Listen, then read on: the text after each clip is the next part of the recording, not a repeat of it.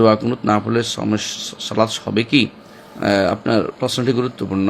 দোয়ায় কুনুত হচ্ছে আসলে মুস্তাহাব বা সুন্নাত জিনিস, ওয়াজিব নয়। হানাফি মাযহাবে ওয়াজিব বলা হয়েছে, কিন্তু ওয়াজিব বলার আসলে শক্তিশালী কোনো দলিল নেই, এই জন্য আসলে ওয়াজিব নয়, এটা সুন্নত। যদি আপনি বিতিরেন দোয়ায় কুনুত পড়তে পারেন আলহামদুলিল্লাহ, কারণ একটা দোয়ার জায়গা। আর রমজান মাসে রাসূলুল্লাহ সাল্লাল্লাহু আলাইহি ওয়াসাল্লাম কুনুত পড়তেন, সেই জন্য আপনি রমজান মাসে পড়বেন কুনুতটা। অর্থাৎ রাসূল 15 দিন পড়েছেন, বিশুদ্ধ হাদিস দ্বারা সাব্যস্ত হয়েছে। সারা বছর পড়েছেন এমন বিশুদ্ধ হাদিস দ্বারা প্রমাণিত হয়নি। মাঝে মধ্যে তিনি করেছেন, মাঝে মধ্যে ছাড়াটা এই জন্য সুন্নতের পর্যায়ে পড়ে।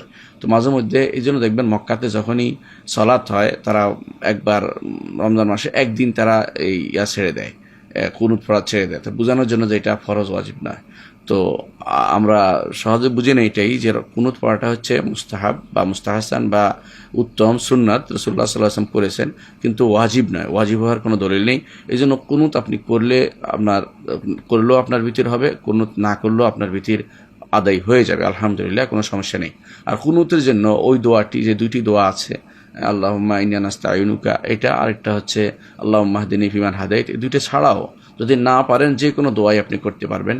আর এই দুটি দোয়ার ছাড়া সাথে অন্য দোয়াও আপনি করতে পারবেন, কোনো সমস্যা নেই।